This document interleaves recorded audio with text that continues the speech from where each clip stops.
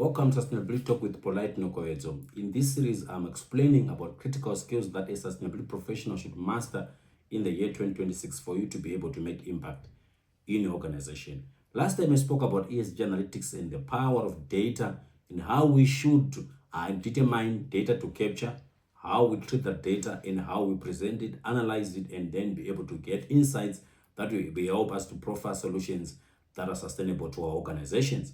Today, I want to focus on management systems to say most organizations, they focus most on ESG reporting. Everyone is running with it.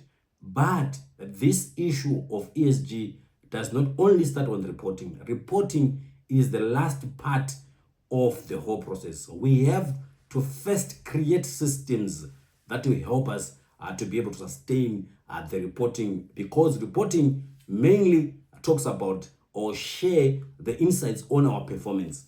But we need to have a system that will sustain that particular performance that we want to achieve. So you realize that most organizations, they end up in a square of doing greenwashing because they don't have systems that can sustain the performance they want. So what they do, they begin to lie about certain metrics and about certain data so that they can show that they're making progress in their ESG report. So today I want to say, as a professional, you must then understand that for you to be able to do a proper system within the organization, as far as ESG is concerned, you must then, number one, be able to set up a policy. We need to have a policy on sustainability or ESG that then defines the tone and the policies and the principles that the organization abides with as far as ESG is concerned. In most cases, because ESG is a new thing, we find ourselves in various positions and spaces where we might not have procedures that define certain elements, but we can then be guided by principles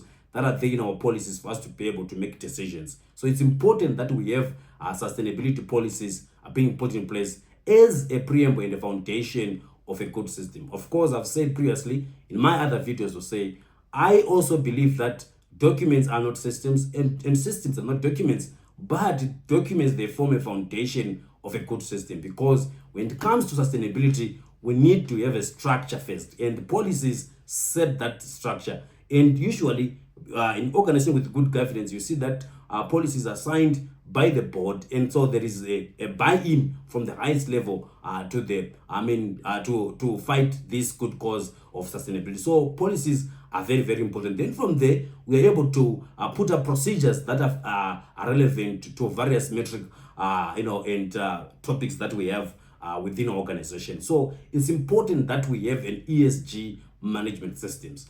What I want to say when it comes to systems is that, of course, we can follow the ISO structures, various ISO structures. If you study the ISO structures, you can see that we do have core things that are there. Of course, clause 6 of any ISO structured system is the heart of that system, which talks about risks. So you can start your system by analyzing risks which are relevant to your organization as far as ESG is concerned. Then from there, you build up your procedures and policies based on the risks that you face. So basically, that is what is needed to be done. So after then you do the systems in terms of the procedures and policies, you must then be able to follow through and walk the talk. So one of the critical things is that when it comes to ESG, it is quite unique. Every organization can create their own system in a way they want, which then helps the organization to achieve the goals they want to achieve. So there is no one size fits all approach when it comes to ESG management system. So number one, we need to have